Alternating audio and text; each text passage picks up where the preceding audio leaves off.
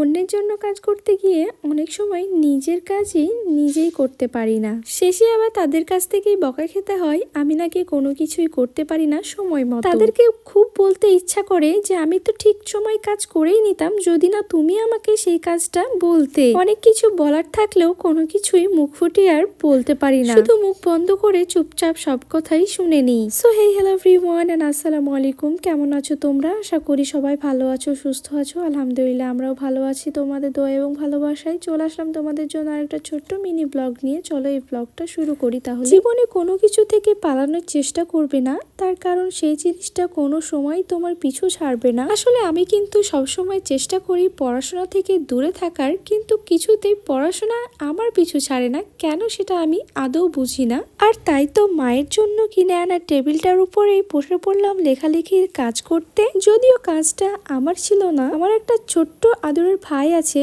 আর সে আমাকে খুব বায়না করে বলেছে তার নাকি একটা প্রজেক্ট আমাকে করে দিতেই হবে, আর আমাকে সময় দিয়েছে মাত্র একদিন। আমাকে দিয়েছে বৃহস্পতিবার রাত্রে, আর বলেছে শনিবার সকালবেলায় সে নাকি নিয়ে নেবে। আর তাই আমি পড়ে যাই ভীষণ টেনশনে যে আমি কখন লিখে শেষ করব।